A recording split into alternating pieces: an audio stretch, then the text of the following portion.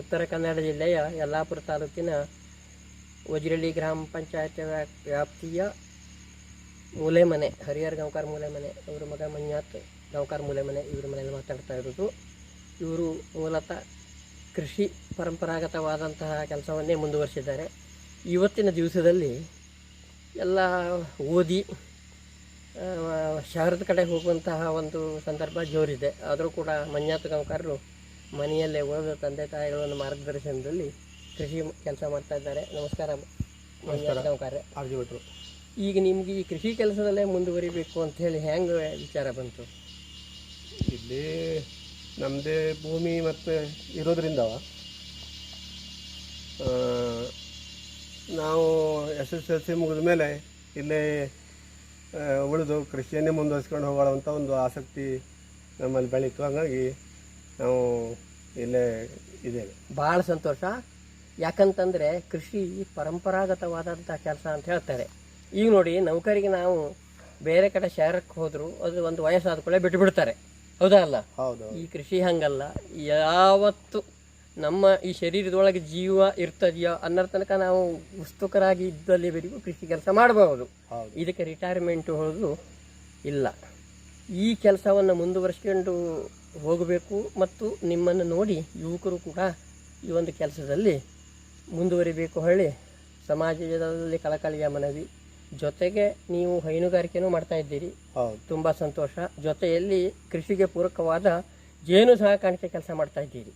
ಈ ಜೇನು ಸಾಕಾಣಿಕೆ ಕೆಲಸ ಮಾಡುವುದರಿಂದ ರೈತರು ಬೆಳೆಯುವಂತಹ ತೋಟಗಾರಿಕೆ ಬೆಳೆ ಇರಬಹುದು, ಹಣ್ಣಿನ ಬೆಳೆ ಇರಬಹುದು, ಆಹಾರ ಬೆಳೆ ಇರಬಹುದು, ತರಕಾರಿ ಬೆಳೆ ಇರಬಹುದು ಮತ್ತು ಬೇಳೆಕಾಳಿನ ಬೆಳೆ ಇರಬಹುದು. ಈ ಜೇನು ಹುಳುಗಳ ಪರಾಗಸ್ಪರ್ಶದಿಂದ ಅತ್ಯುತ್ತಮವಾದ ಬೆಳೆ ಬರ್ತದೆ. ಇದು ಎಷ್ಟೋ ಮಂದಿ ರೈತರಿಗೆ ಇವತ್ತು ಗೊತ್ತಿಲ್ಲ. ಹೀಗಾಗಿ ನೀವು ಈಗ ಜೇನು ಸಾಕಾಣಿಕೆ ಮಾಡ್ತಾ ಇದ್ದವರು ನಿಮ್ಮನ್ನು ನೋಡಿ ಜನ ಇಲ್ಲಿ ಸುತ್ತಮುತ್ತಲಿನ ರೈತರು ಕಲಿಬೇಕು. ಮತ್ತು ಅವರು ಕೂಡ ಕಡ್ಡಾಯವಾಗಿ 1-2 ಕೃಷಿ ಪ್ರತಿಯೊಂದು ಮನೆಯಲ್ಲೂ ಜೇನು ಸಾಕಾಣಿಕೆ ಎಲ್ಲರೂ ಮಾಡಬೇಕು. ಇದರಿಂದ ನೋಡಿ ಈ ಕೃಷಿ ಉತ್ಪನ್ನದ ಹೊರತಾಗಿ ಅರಣ್ಯ ಉತ್ಪನ್ನವೂ ಸಹ ಉತ್ತಮವಾಗಿ ಬರ್ತದೆ. ಈಗ ನೋಡಿ, ಜೇನಲ್ಲಿ ಒಟ್ಟು 4 ಥರದ ಜೇನು ಇದ್ದಾವೆ. ಇದಕ್ಕೆ ಹೇಳ್ತಾರೆ ತುಡುವೆ ಜೇನು ಅಂತ. ಈ ಜೇನು ಇತ್ತೀಚೆಗೆ ಸಾಧಾರಣ ಈಗ ಜುಲೈದಿಂದ ನವಂಬರ್ ಡಿಸೆಂಬರ್ವರೆಗೆ ಇದಕ್ಕೆ ಮುರ್ಜಂಗ್ ಹುಳು ಕಾಟ ಅಥವಾ ಕಡುಜೇನು ಹುಳ ಅಂತ ಹೇಳ್ತಾರೆ. ಅವ್ರ ಕಾಟ ಭಾಳ ಜೋರಾಗ್ತದೆ. ಅದನ್ನು ರಕ್ಷಣೆ ಮಾಡಲಿಕ್ಕೆ ಅನೇಕ ಉಪಾಯಗಳಿವೆ. ಈಗ ನೋಡಿ, ಇಂಥದ್ದೊಂದು ಬಾಟ್ಲಿ, ಇದಕ್ಕೆ ತೂತು ಮಾಡಿ ಇದರಲ್ಲಿ ಈ ಬಾಟ್ಲಿ ಇಟ್ಟು ಇದ್ರ ಮುಚ್ಚಿರ ಓಪನ್ ಮಾಡಬೇಕು. ಇದರೊಳಗೆ ಒಂದು ಸ್ವಲ್ಪ ಹಳೆ ಕಾಲದ ಜೇನುತುಪ್ಪ ಹಾಕಬೇಕು. ಇದರಿಂದನೂ ಕೂಡ ಈ ಕಡುಜಿನ ಹುಳವನ್ನು ಕಂಟ್ರೋಲ್ ಮಾಡಬಹುದು. ಆಮೇಲೆ ಈ ಥರದ್ದು ಒಂದು ಗೇಟನ್ನು ಮಾಡಿದ್ದಾರೆ. ಇದನ್ನು ಕೂಡ ಹೀಗೆ ಇದರಲ್ಲಿ ಹಾಕಿ ಈ ಜೇನು ಪೆಟ್ಟಿಗೆಗೆ ಮುಚ್ಚಳ ಹಾಕಿ ಇದನ್ನು ಕಂಟ್ರೋಲ್ ಮಾಡಬಹುದು. ಅದಕ್ಕಿಂತ ಇದೆಲ್ಲ ಸರಳ ಉಪಾಯ ಅಂತಂದರೆ ಈ ತರಹ ಒಂದು ಜಾಳಿಗೆ ತಗೊಂಡು ಈ ಕೆಳಗನ ಅಡಿಮನೆ ಉಂಟಲ್ಲ, ಇಲ್ಲಿಂದ ಈ ಮೇಲನ್ನು ಈ ಸಂಸಾರ ಕೋಣೆಗೆ ಈ ಥರದಲ್ಲಿ ಜೇನು ಪೆಟ್ಟಿಗೆಗೆ ಹಾಕಬೇಕು. ಅದರಿಂದನೂ ಕೂಡ ಜೇನು ಪೆಟ್ಟಿಗೆ ಕಡ್ಜೇನು ಹುಳದಿಂದ ಸಂರಕ್ಷಣೆ ಮಾಡಬಹುದು. ಈಗ ಎಷ್ಟೋ ಜನರ ಜೇನು ಪೆಟ್ಟಿಗೆ ಕಡ್ಜೇನು ಹುಳದಿಂದ ಹಾಳಾಗ್ತಾ ಇದೆ. ಹಾಗಾಗಿ ಅದನ್ನು ಒಂದು ಸಂರಕ್ಷಣೆ ಮಾಡಬೇಕಾದ್ರೆ ನಾವು ಈ ರೀತಿಯ ಗೇಟು ಅಥವಾ ತಡೆಗೇಟು ಅದನ್ನು ಉಪಯೋಗಿಸಿ ಜೇನು ಸಂರಕ್ಷಣೆ ಮಾಡಬೇಕು.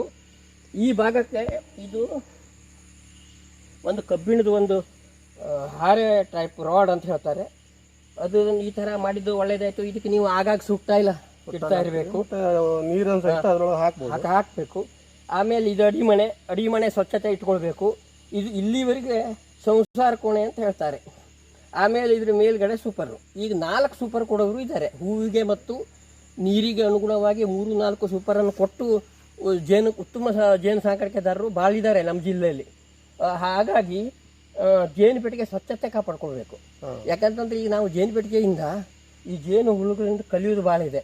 ಒಕ್ಕಟ್ಟಾಗಿ ದುಡಿಯೋದು ಮತ್ತು ಶಿಸ್ತು ಮತ್ತು ರಕ್ಷಣೆ. ಈಗ ನೋಡಿ, ಅಲ್ಲಿ ಯಾರು ಆ ಪೆಟ್ಟಿಗೆ ಮುಟ್ಲಿಕ್ಕೆ ಅಥವಾ ಹಾಳು ಮಾಡಲು ಬಂದರೂ ಅವರೆಲ್ಲ ಕೂಡ ಮುತ್ತಿಗೆ ಹಾಕ್ತಾರೆ. ಹೀಗಾಗಿ ಇದೆಲ್ಲವನ್ನು ನಾವು ಜೇನು ಹುಳುಗಳ ಇದರಿಂದ ಕಲಿಯೋದು ರಾಶಿ ಇದೆ. ಇದನ್ನು ನೋಡಿ ನಿಮ್ಮ ಸುತ್ತಮುತ್ತಲ ರೈತರು ಜೇನು ಸಾಕಾಣಿಕೆ ಮಾಡಲಿ ಮತ್ತು ನೀವು ಈ ಕೆಲಸವನ್ನು ಮುಂದುವರಿಸಿ ಹೇಳ್ತಾ ನನ್ನ ಮಾತಿನ ವಿರಾಮ ಇರ್ತಾನೆ. ನಮಸ್ಕಾರ. ನಮ್ಮ ಮನೆಯವರೆಗೂ ಬಂದು ನಿಮ್ಮ ಮಾಹಿತಿಯನ್ನು ನಮಗೂ ಹೇಳಿದಿರಿ. ನಾವು ಅನೇಕ ರೀತಿಯಲ್ಲಿ ಈ ಒಂದು 7-8 ವರ್ಷಗಳಿಂದ ಈ ಜೇನು ಕೃಷಿಯನ್ನು ಮಾಡ್ತಾ ಇದ್ದೇವೆ. ತುಂಬ ಸಂತೋಷ. ಹಾಗೆ ಜೇನುತುಪ್ಪ ನಮ್ಮ ಮನೆಗೆ ದೊರೆಯುವುದಲ್ಲದೆ ನಮ್ಮ ನೆಂಟರಿಷ್ಟರಿಗೆ ಹಾಗೆ ಅನೇಕ ಹಿತೈಷಿಗಳು ಕೂಡ ನಾವು ಈ ನೋಡಿ, ಜೇನುತುಪ್ಪದಲ್ಲಿ ಆಹಾರ ಗುಣ ಇದೆ, ಔಷಧಿ ಗುಣ ಇದೆ, ಸೌಂದರ್ಯವರ್ಧಕ ಗುಣ ಇದೆ. ಜೇನುತುಪ್ಪ ಬಾಲಕರಿಂದ ಹಿಡಿದು ವೃದ್ಧರವರೆಗೆ ಬೇಕೇ ಬೇಕು. ಇದನ್ನು ಒಳ್ಳೆಯ ರೀತಿಯಿಂದ ನೀವು ನಡೆಸ್ಕೊಂಡು ಹೋಗ್ತಾ ಇರೋದು ನೋಡಿ ಸಂತೋಷ. ನಿಮ್ಮಂತಹ ಹಿರಿಯರು ಬಂದು ಇಲ್ಲಿ ಮಾರ್ಗದರ್ಶನ ಕೊಟ್ಟಿದ್ದಕ್ಕೆ ನಿಮಗೆ ಧನ್ಯವಾದಗಳನ್ನು ನಾನು ಅರ್ಪಿಸ್ತಾ ಇದ್ದೀನಿ. ನಮಸ್ಕಾರ.